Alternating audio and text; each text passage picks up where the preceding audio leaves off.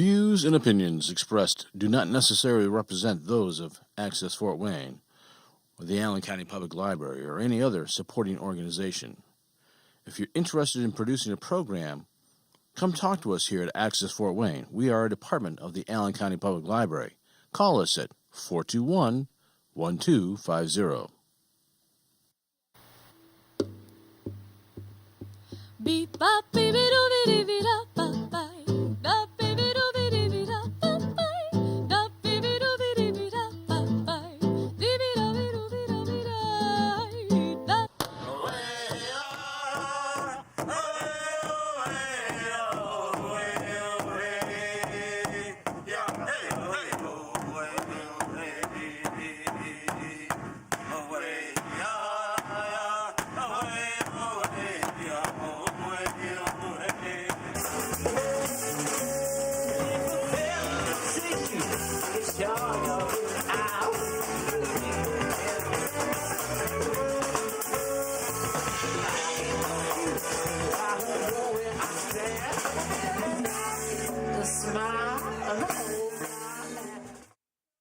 Hi, I'm Terry Doran, and welcome to Three Rivers Art Center for Kids presents one of a series of shows called Making a Difference, where we are talking with people in our community who inspire us, make a difference, and look at it as part of what their mission in life is. So I'm talking with Ahmed Abdelmageed, and our guest today. Thank you. Thank you so much for coming. And I had the pleasure of having lunch with him a few months back and was very impressed with him and his story. So let's just begin with where you work. You work at Manchester College Pharmacy, but it's more than that. What? Manchester University, the College of Pharmacy, Natural and Health Sciences, which is in Fort Wayne, but I'm with the pharmacy program. So Manchester University is at North Manchester, but about 4 years ago we moved to, we established the College of Pharmacy, Natural and Health Sciences, introducing the pharmacy program in Northeast Indiana in Fort Wayne. Started in 2012, and we're about to graduate our first class come this May, 2016. Well, that's exciting. Did you start with them in North Manchester? Not in North Manchester. I moved to Fort Wayne. It was actually November of 2011, which was just a few months after they hired the first couple of people, and we started our first class in August of 2012. And this is the graduating class. That will be our inaugural class. Yeah. Well, congratulations. Thank you. I imagine you feel like you're graduating too, in a sense. They have a special place in your heart, the first ever graduating class, really. So. Well, I had messed up the title. I read experimental education, and you quickly corrected me. So. Common mistake. Yeah, what? It's experiential education, which is, experiential learning, basically providing learning experiences for the students outside of the classroom, in which they get to apply the theory that they learn in class. So in the pharmacy world, they do basically the internships, or they used to be called clerkships or externships. Mm-hmm. So they're concentrated time in pharmacies, your chain pharmacies, Walgreens, CVS, or an independent like Custom RX, and then hospital pharmacy practice. And they learn how the pharmacy operates all the way to clinical decision making, caring for their patients, and providing clinical care to the patients as an integral member of the healthcare team. Yeah, I met one of your students at Walgreens a couple years ago. I don't remember her name, but it was the first I had heard of your program. Mm-hmm. And I didn't realize there was a campus here, so to speak, from Manchester University. So it's great what you're doing, and the way that you're training young people to make a difference, not just for a job, but to make a difference. And they would be pharmacists and other, basically? They would graduate at an entry-level pharmacist, which is the Doctor of Pharmacy degree. But then on that degree, you have the ability to do a residency in general practice, followed by a second year, if you'd like, of a specialty. So some of our pharmacists are specialized in ambulatory care, in critical care, infectious disease, all kinds of specialty. Some would go down the fellowship route, which is more of a research-based or research-focused, I'd say, approach on top of their entry-level training. But when they graduate from Manchester, they're ready to sit for the boards and get licensed and work as a pharmacist in the field. And what's your role? Are you a teacher? I'm more of an administrator. I'm an administrator and a faculty member, so I'm an associate professor, but I'm the director of experiential education. So with my team, we work on creating the opportunities for the students to go out and practice pharmacy under the supervision or tutelage, if you'd like, of a pharmacist. So we work with companies, hospitals, healthcare institutions in our region and across Indiana.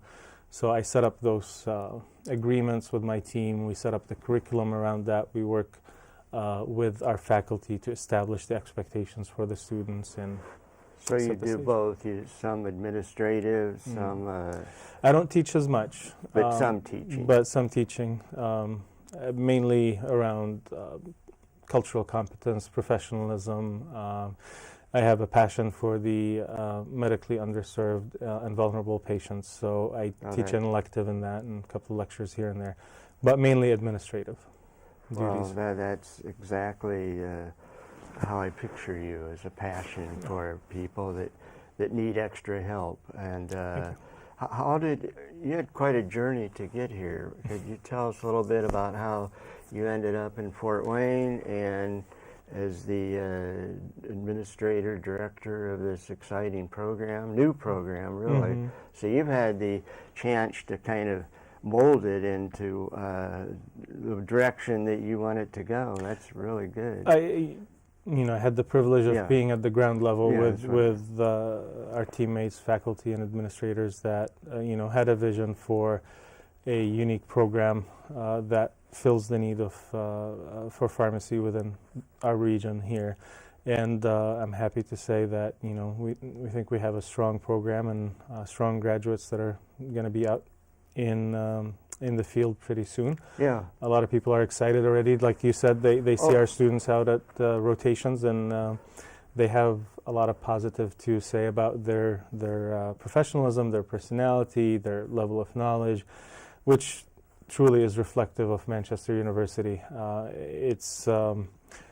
I moved to Manchester about 4 years ago, as I said. I was actually with my wife in Bangor, Maine. We lived there for about 6 years. Started working at a hospital as a pharmacist, but also a couple of years later worked with another startup, College of Pharmacy, doing the same role. But then my wife's family is from Michigan. I have a brother and a sister with their families in Michigan. And we wanted to move back to the area, especially with our kids growing up, to grow up around family. Manchester had this great opportunity. I liked their mission and vision statements. The fact that they focus on the infinite worth of the individual was a really attractive selling point, if you'd say. And the rest is history, I guess, as they say. Yeah. We've struck roots here about 4 years ago and enjoying the community in which we live. Well, you're making an impact. You give a lot of talks, and you're in a lot of organizations like United Way. You're on the board of United Way, Indiana, of Allen County, Indiana Center for Peace. So a lot of different activities in addition to your job. Do you feel that's part of your mission is really a human being to reach out and help people? I do. I enjoy service. I like being. It sounds really cliche and cheesy to say, but I like to be a servant of the community in which I live in and help in whatever way that I can. Nowadays, the part about the cultural competence and the my talk, Islam and Caring for the Muslim Patient, there was a great need, if you will, for having discussions about that, especially with roughly 3,000 to 5,000 Muslims that live in Fort Wayne. So the nursing program, actually it was Michael Spath, the director of Indiana Center for Middle East Peace, who introduced me to IPFW's nursing program, and through that we established a once-a-semester Islam and Caring for the Muslim Patient, which I bring the class to the mosque, Universal Education Foundation. That's exciting because you're exposing people, a lot of people, to a religion, to an experience they wouldn't ordinarily, I think, obtain, would be fair to say. Yeah, and a lot of it is lack of knowledge about the particular topic. So, we have a conversation about the religion. We discuss the basics of it, and they get to experience the prayer. They get to, experience the congregants coming to pray and all that. And it's been received very positively in town. So, that's one thing, is that if I can help fill in a gap in knowledge about something that I'm familiar with, I'm glad to have the opportunity to do that. And it's growing into different venues right now as well. That's wonderful. And that, when I said making a difference, I'm hoping to do, or planning to do, a celebration of different ethnic groups' art in mid-June. And the main theme would be celebrating our common humanity. And I think that's at root is what you're talking about, that whatever the religion, whatever background, we all have many things in common, and way more important, I think, than what separates us.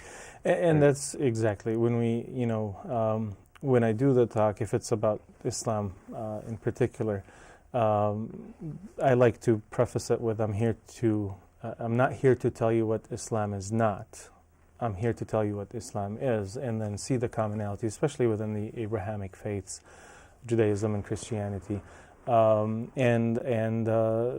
People see the similarities and appreciate the differences that we have, but that's part of, I often like to refer to it as the mosaic of society. I mean, each individual piece is beautiful on its own, but each individual piece has to touch all the other pieces to make the bigger, beautiful picture, which is the humanity that we all share. So having my own distinct identity doesn't mean that I'm an island and I'm all by myself. I think it's strengthened, it's beautified by the interaction with all the other faiths, races, ways in which people identify themselves, with the mutual respect and appreciation for the similarities and the differences. I think that's what binds us all as humans, and makes that big, beautiful picture that we are part of. You just said that so much more eloquently than I have been writing about it. So I think I'll probably transcribe that and use it as a quote. It's really beautiful and well said. Seriously, seriously. And what's important is the message to all of us that we're all part of a piece of a puzzle, and there's beauty in each piece, and there's terrific beauty when we put it all together. So I started asking you, and then I think I got you sidetracked. But you weren't born here in the United States, or so. Where were you from? Where's your roots? I am Palestinian. My parents grew up in Palestine, but then our hometown is no longer, actually, it's occupied by the Israeli army. And in the early 60s, my father moved to Qatar in the Persian Gulf, and then married my mother, and we were all born and raised in Qatar. But being born and raised in Qatar does not give you the Qatari citizenship. We were still, we had a refugee travel document issued by Egypt. So we were refugees, not in the same sense as we think of refugees right now from Syria, where we had we were a well-to-do family. We probably middle class, I would say, Mhm. but we were still refugees, meaning that we didn't have all the rights of a citizen of Qatar. And my parents insisted upon each one of my siblings and I to get an education, especially a Western education, because that's your ticket to getting a decent job and potentially relocating to a different place and getting a citizenship. So after high school, Oh, you went to high school there? I was Okay. born and Yeah. raised in Qatar, so I finished high school okay. in 96 and started off actually in Cleveland, but a few months later we got the immigration papers to Canada because my father was trying in my last couple of years of high school to get to Canada. And early 97 moved there, got my bachelor's in biology and my Canadian citizenship, and in 2000 I moved to the United States, and I've been in the U.S. since 2000 and got my American citizenship about 3 or 4 years ago. Now, where'd you go to college and get your degree? I went to Ferris State University in Michigan, Big Rapids, Michigan, got Yeah, my doctor of pharmacy from there. Yeah. And then since then, lived in a couple of different states, finally striking roots here in Fort Wayne about 4 years ago. So, all these different places you've been, Mhm. there was an adjustment each time, I imagine, for you. I mean, you said your family was middle class, so you weren't destitute or thinking, like you Thankfully. said, when we say Syrian refugees, we think of really deplorable, a lot of people and deplorable, leaving their home with just the clothes on their back. That was my parents in 1948 Oh, when really? their town was attacked. My father was about 8 years of age, That and was my in mother was about 4. That was in Palestine. Our town is called Yibna, and Yibna is there are pretty much no Palestinians that live there. We've been, I want to use the term ethnically cleansed, but people would get into the whole technical terminology. But basically, occupied. And my father, at the age of around 8, my mother 4 or 5, they both migrated out towards Gaza, and then from Gaza towards Rafah, closer to the Egyptian border, and that's where they grew up. And then my father got that job opportunity in Qatar and moved to basically build a life for his Was family. he in the medical field? No, actually, he finished high school, and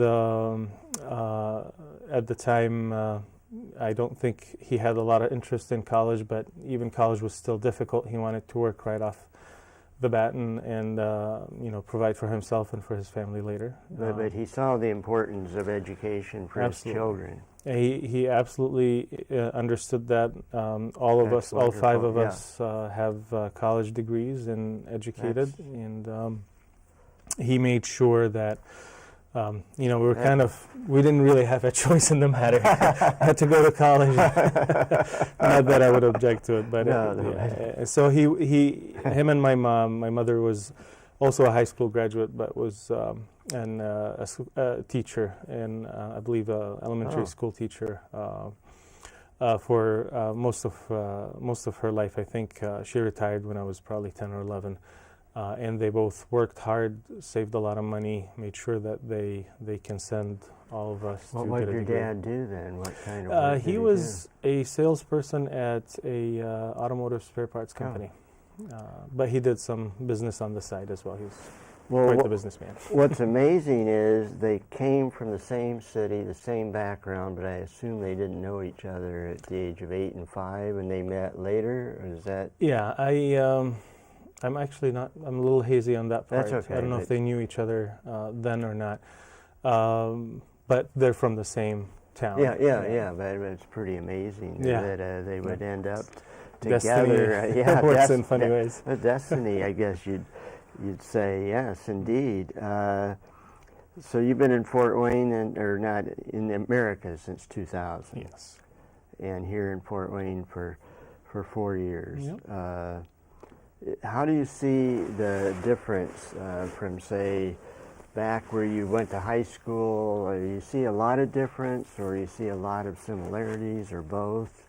Oh, I mean, there's a lot of differences, but there's also a difference in perspective. Yeah, I was a teenager growing up in a interested in, yeah, and it was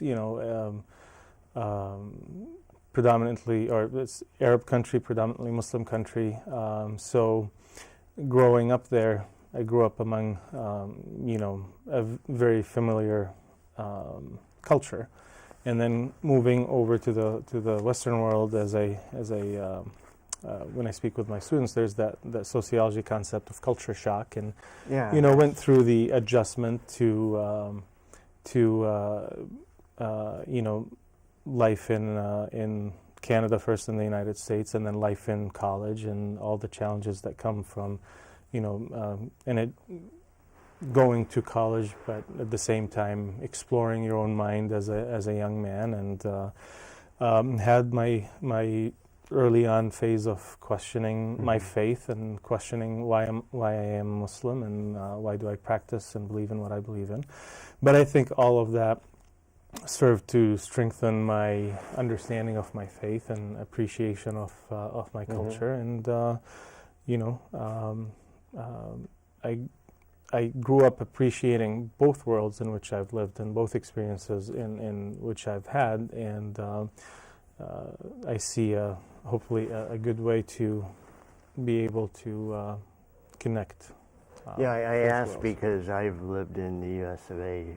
all my life. I've traveled a lot, but I'm interested in perspectives of people that have come from a different country, and the challenges you face, obviously, I mean, the challenges are different. There's the intellectual challenge, there's the spiritual challenge, there's the economic challenge, and all of that, and it varies from person to the other. But I think one of the main things that I enjoyed about my experience is the fact that I got to have this experience, and I appreciate the fact that I didn't lose sight or lose myself or my identity, and I was able to form it with a very receptive audience that helped me grow. I mean,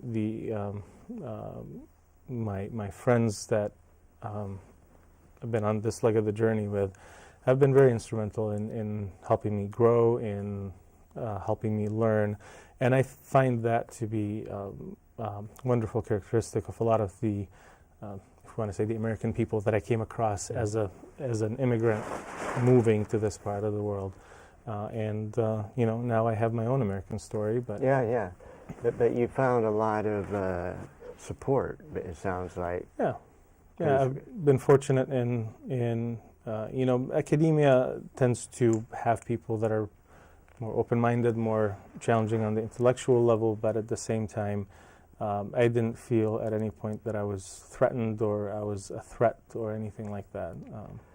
Because we hear so much negativity now about the Syrian refugees and Muslims, and it's one reason I wanted to talk with you, because you certainly are an example of busting all those myths that most of it's nonsense. And I'm nothing more than your ordinary Muslim educated immigrant, or there are two things that we need to talk about here if we talk about Muslims and immigrants. One, the myth that Islam is a new phenomenon in the United States. Islam has been around ever since and even before in some accounts, before the creation of the United States. Thomas Jefferson, if you go to the Thomas Jefferson Library, he has a copy of the Quran there as well. And an often quoted statistic is a lot of the African slaves that were in our not so glorious days of early country. Exactly. A lot of them were Muslims as well. So Islam has been around for, some accounts up to 40% from what I've seen or what I've read, but Islam has been around for a very long time in the United States. And then the whole immigrant, the unfortunate part is you're seeing it politicized, and you're seeing some political pundits that are trying to play on the fears of a lot of people. Immigration is not an easy process. even as someone who's lived in the U.S. for 6 years and having my degree and then being married here, it took me 3 years, 2 to 3 years to get through naturalization and get my papers to become an American citizen. And I'm the easier route than those who are seeking refugee status or asylum. Yes. They get vetted on a much more stringent, from my understanding, much more stringent criteria. Sure, yeah. And the fear that was magnified with the latest terrorist attack in Paris, but the perpetrators were French-born and raised citizens as well, so it wasn't the Needs refugees. to be pointed out, yes. Yeah. So it's unfortunately being politicized, trying to play on fears that come from misunderstanding or lack of understanding of whether it's our own processes in vetting these immigrants and refugees, or lack of understanding because of the unfortunate, I want to say, I don't want to sound like a conspiracy theorist, but the media bias towards showing one Exactly. way. Yeah, the media just fuels the flames of fear, really, is what it does to, which is why what you do is important. I know you think of yourself as average in many ways, but I think you're not. I mean, but to the extent you are, that what makes what you do all the more important, because it shows you don't have to be an extraordinary person to accomplish what you have. And now I'm not saying it right, so that makes it sound like you're... Anyway, you know what I'm saying. I hope... I think you're a little bit more than average, but anyway, I understand your point. You're modest. And did you meet your wife where? In Michigan, did you say? In Michigan, yep. She was going to school and working at a coffee shop that I used to study at. Right. Study? And, All right. So apparently I passed. There you go. There you go. Very good. Very good. So is she Muslim? She is. She converted to Islam, actually. She was studying arts and then also a minor in comparative religion. And she had an interest in Islam. And we met as she was studying it. Again, destiny works in funny ways. And struck conversations. And converted, and then a year later, I believe we got married. Yeah. I like that. You passed. I passed. You passed. Your biggest test, right there. Let's face it. Yeah, she's. It's been. Let's see. We're getting on in our 11th year right now. Wow. Marriage. Yeah. How many children do you have? Yeah, 3. Yeah. I got to meet. Well, 2, but I could only see one. The other one was on the other side of the stroller there in the store. But the little girl I met was just... she's the oldest. Just delightful. There's no room for she's a ball of energy, yeah. That was so cute, really. Yeah. I got a kick out of that. So she's the oldest? She's the oldest. And how old is she? She's 7. 7, okay. And then my 2 sons, the middle one is 4.5, and the youngest just turned 2 not too long ago. Oh. Yeah. Well, you have a lovely family, it sounds like. And you told me your wife's a face painter? She's a lot more than that. Yeah. She's actually back in nursing school now. She had graduated with an arts degree in fashion design from the Seattle Art Institute. Wow, really? And then after owning a boutique in Bangor, Maine for a couple of years, she decided that she doesn't like her own owning her own business or the headaches that come with that. Took a couple of years sabbatical when we moved here to relax, and then decided that she wants to switch gears, and now she's at IPFW studying nursing. Really? From fashion design to nursing? It's complete, and she's doing really, really well in nursing, and she loves it. She's doing something that she really enjoys, and I love it. I have an early retirement plan. So. Yeah. Well, she's a profession wanting to help people too. I mean, nurses are angels. And the face painting thing is, she's very artistic. Yeah. And so in the Arab Fest, she did some face painting, and a lot of the festivals that we have within the Muslim communities and other places, if she has the time, she's always there with her face painting Yeah, kit. and that's having making a fun. difference right there, because kids love face painting. Yeah, yeah. Yeah.